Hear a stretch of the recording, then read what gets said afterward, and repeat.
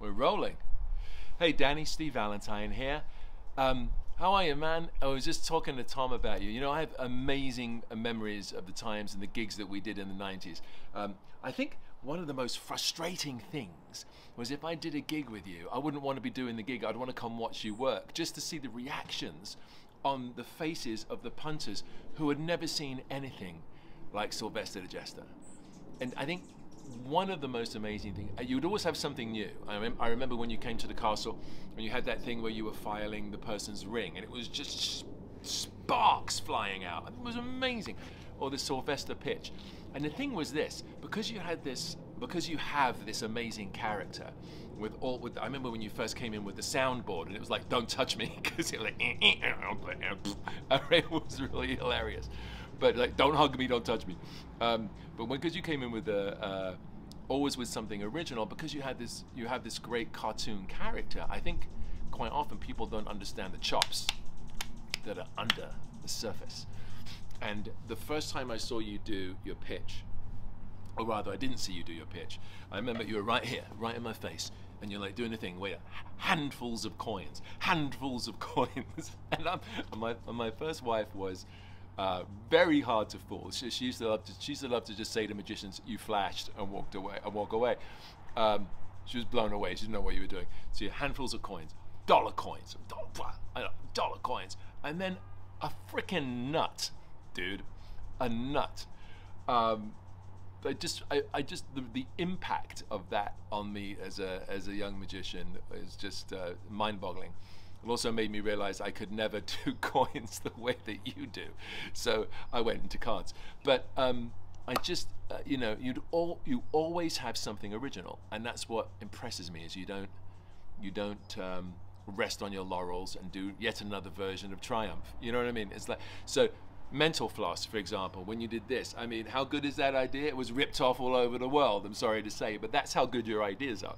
You know, it's quite a compliment sometimes when someone takes an idea, because it must be really, really good and commercial and creative. But when you came in and you did that thing, and it was just watching you, I always love watching you recreate cartoon special effects in real life. Not only do I enjoy it, but then watching other people who think they're going to see a regular magic show, and then this human cartoon comes out in front of them. Excuse me. It's always such a treat. The eyes coming out, the tongue, the saucepan, the anvil on the head. All these classic cartoon tropes that you brought to life and have brought to life.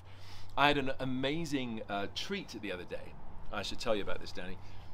I was watching some old English television, and this, I think it was on YouTube, and this show, wasn't that old actually, and this show came up with this bizarre idea. It's a kids variety show set in jail. Now, I'm not quite sure what they were smoking when they came up with this idea, but as you know, the idea is that you have all these variety acts in jail. They come out and perform for the kids, and if the kids like them, they get set free. So only in England, right? But what was amazing was you were an act on the show, and I didn't know you'd been over there and done this show. But not only were you the act in this episode, you were the featured character. They followed you around. They had you going in and out of the rooms, having scenes with the other characters before you went out and did your act, which of course the kids just were blown away by. So amazing memories. But doing the gigs, man, you know, I'd show up with my card to wallet, and then and you'd be there with smoke coming out of your ears, and there's only one Sylvester the Jester, right? So those, you know, I've got so many great memories of doing those gigs with you. And where were the gigs? We would do country clubs. Oh, they were local gigs here in LA then. Yeah, it was mainly you know, parks, theme parks, and wherever we would do. So and was Danny doing his stage act, or was he doing a strolling act? Strolling, mainly strolling at that point. Yeah. So you know, I would see you in the theme park gigs and in the private parties, and you'd be doing your strolling magic as your character, or versions of your character. not. I think in Strolling you had like a smaller version of the cartoon character. It wasn't quite the big broad stage stuff. And then of course we would do weeks together at the Magic Castle, and just watching you hang out at the bar, which must have been surreal for people who were on something, to be at the bar going, there's a guy over there, I swear to God, his eyes just bulged out of his head. Can I get another whiskey? Just the best, man. Just the best. I can't imagine. Is this so funny? I imagine somebody calling you up and asking you what you charge, and you saying DC 120. You gotta plug that stuff in before the show. So yeah, dude. And I tell you, I tried to learn the Sylvester pitch, and broke many a window. The thing I remember, the one move that you shared with me was a card steal, and Tom and I were talking about this the other day. The Sylvester swivel. Yeah, you were doing the card in the hat, and it was just such a brilliant twist on the side steal, diagonal palm shift, whatever. It's a diagonal palm shift side steal at a different angle, using the back design as a way of fooling the spectators as to where the card is, but also how you did the card in the hat. And I remember you were like, don't tell anyone I'm showing you that. I don't want anyone else to know. I felt very, very special to be taken under your wing and shown something. And I haven't told anyone. I mean, I'm about to sell it.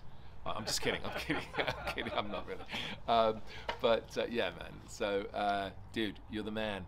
You're the magic man. Cheers. I have just a question Yeah. that probably won't be used, but Danny is probably has more that can go wrong in his act than anyone else. And did you ever do any gigs with him where something malfunctioned or something didn't go as planned? Yeah. Okay. Do you know what I remember specifically thinking when I would see you do your act is I had a straitjacket, I had Drink in the News, I had in that particular act, you know, very basic stand-up stuff or close-up, sleight of hand, and I'd look at Danny, I look at your act, and there's so much that can go wrong.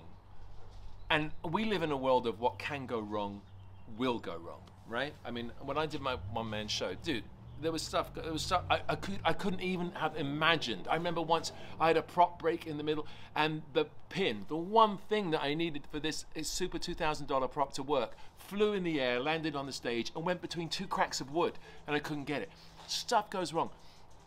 My greatest memory is I remember looking at your act and thinking like, wow, there's just well, first of all, so much courage to put all this stuff on and walk out and, you know, hope it doesn't rain, right? Let's be honest. And but also, I remember in the early days of the sounds where they didn't quite work, and you'd be standing there, and people were like, "Is it? What's going on with this? Is he all right? Is he on something?" And you'd be like, push.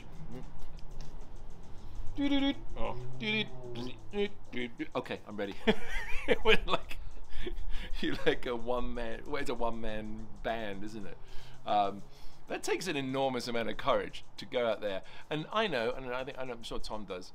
Whenever you come up with your own piece, quite often it's the last thing you want to do because it's your own bit and it's new, and you don't know if it's going to work. And I get insecure with my stuff. I'm like, oh, it's probably not as good as the stuff I already do, and you know.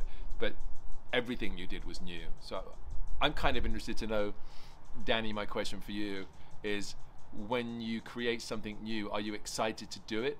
Does it scare the hell out of you? Or because everything you do is original, is it just a natural thing just to put another original Danny piece in the show, right? I don't think I've ever seen you do anything that belonged to anybody else, ever. And I think that's the greatest compliment I can give you. I mean, Vernon would rave about your coin work. Vernon had no idea what the fuck you were doing. And he would send his boy, Larry, go watch that kid, you know, because he wanted to find out. And that's the truth. You know that, you know. But yeah, all amazing memories. I really would like to know that about the new material, whether it's just, it slots right in. And by the way, can I say thank you for marketing some of the stuff? You know, the file and the hammer, which is just brilliant. And the 10-foot pole was always. And the 10.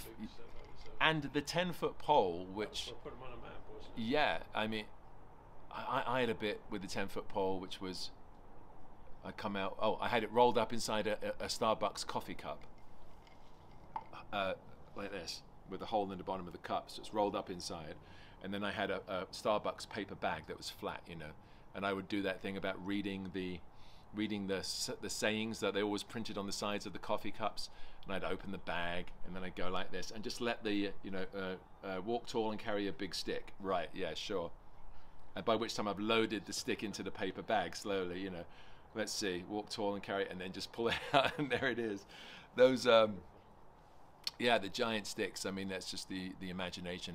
All those versions, right? The ladder, the broomstick, the spade, and of course the hammer. All came from Dan's idea.